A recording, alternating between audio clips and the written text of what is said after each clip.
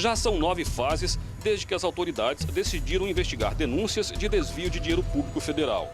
A primeira foi no dia 11 de abril do ano passado, quando 260 agentes se espalharam pela cidade.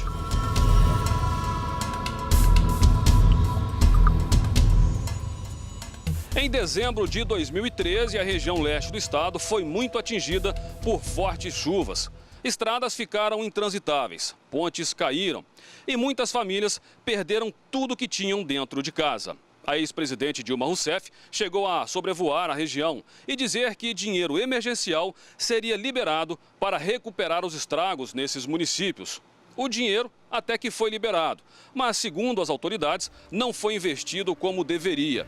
E foi justamente daí que surgiu o nome Mar de Lama. Nós sabíamos que a investigação apurava fraudes perpetradas em razão de enchentes provocadas na cidade de Governador Valadares por conta de fortes chuvas e o que levou um verdadeiro mar de lama para as ruas da cidade. Alguns problemas apontados pela investigação ainda não foram resolvidos.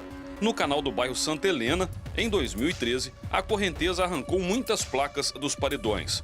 3 anos depois, as placas permanecem caídas. Em outro ponto, no bairro São Pedro, o mato cresceu e o lixo continua se acumulando. Em relação aos valores que foram desviados, ou seja, que vieram para o município para ser aplicados em obras de interesse público e foram indevidamente desviados para satisfazer interesses privados e egoísticos dessas pessoas que hoje respondem às ações penais, é importante ressaltar que hoje nós temos, tanto na Justiça Federal quanto na Justiça Estadual, diversas ordens de bloqueio patrimonial. Ou seja, foi decretado a indisponibilidade, o bloqueio, foram apreendidos veículos de luxo, bloqueadas contas bancárias, que no final desse processo será utilizado para recompor o patrimônio público que foi lesado.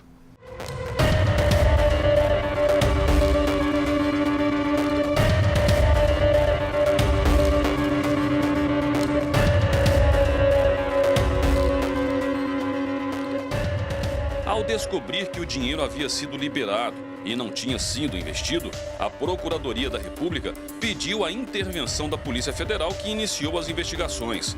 Por mais de um ano e com autorização da Justiça, os agentes interceptaram diversas ligações entre os envolvidos. Todos os documentos apreendidos, eles passaram por uma análise da nossa equipe de investigação e as perícias mais trabalhosas, que eram as perícias em equipamentos de informática, todas elas, pelo menos em relação às 7 primeiras etapas, às 7 primeiras fases que eu presidi, todas elas já foram concluídas e encaminhadas. Em pouco tempo, as suspeitas viraram certezas de que alguns servidores públicos do município haviam montado uma rede de corrupção para desviar dinheiro dos cofres da prefeitura.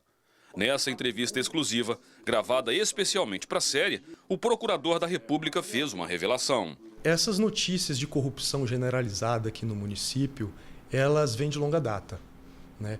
Posso citar, por exemplo, que vários empreiteiros que estão presos ou estão implicados nessa operação, eles já estavam sendo investigados em uma outra operação desde 2008, ou seja, antes mesmo da administração que governava o município até 2016. O esquema investigado pela Operação Mar de Lama funcionava desde 2009 e fraudava principalmente contratos envolvendo o Serviço Autônomo de Água e Esgoto. Na época, Omir Quintino era quem comandava o SAAI. Ele era também o homem de confiança da administração do PT. As investigações apontam até o momento que era Omir Quintino quem ditava as regras do grupo. Era ele, por exemplo, quem determinava quem ganhava e quem perdia uma determinada licitação envolvendo a Prefeitura de Governador Valadares. Vamos mandar?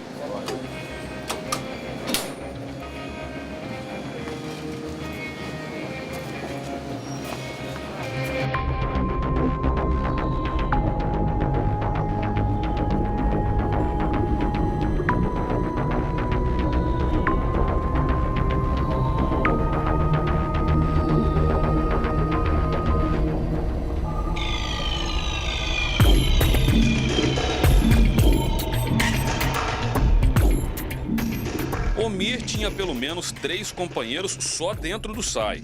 Juliana Campos Carvalho, sobrinha dele, Jefferson Santos Lima, ex-diretor de Recursos Humanos da autarquia, e Vilmar Rios, que era diretor adjunto. Omir tinha parceiros também dentro da prefeitura, entre eles Schneider Cardoso, ex-procurador-geral do município, e 3 ex-secretários que lidavam diretamente com empreiteiras. Ranger Belisário, que ocupava a Secretaria de Governo, Darli Alves, na Secretaria de Obras, e Marco Rios, que desempenhava a função de secretário de Serviços Urbanos e articulador político.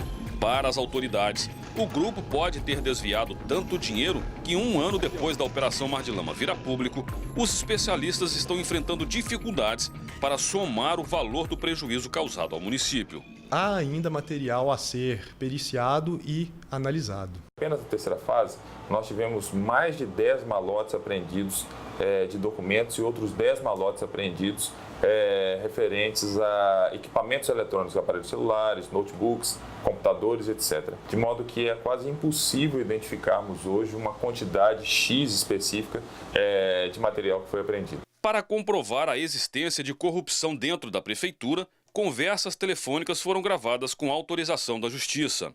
Em uma delas, Juliana, que, segundo as investigações, constantemente ia a Belo Horizonte para buscar dinheiro para pagamento de propina, alerta um homem para o medo de conversar ao telefone.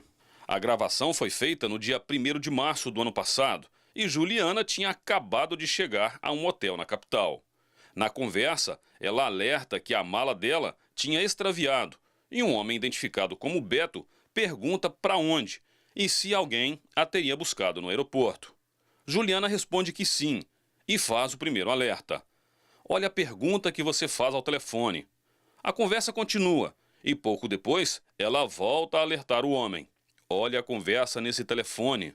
Alguns áudios que ainda não foram degravados ainda com relação referentes ainda à primeira fase da Operação Mar de Lama. A documentação que foi apreendida, notadamente na terceira fase da operação, ainda estão sendo analisados, alguns equipamentos eletrônicos, documentos mesmo ainda estão sendo checados. Os volumes de documentos que aos poucos vão se transformando em provas ainda precisam ser estudados. E à medida que as negociações vêm a público, a Operação Mar de Lama deixa mais evidente como a corrupção destrói a sociedade.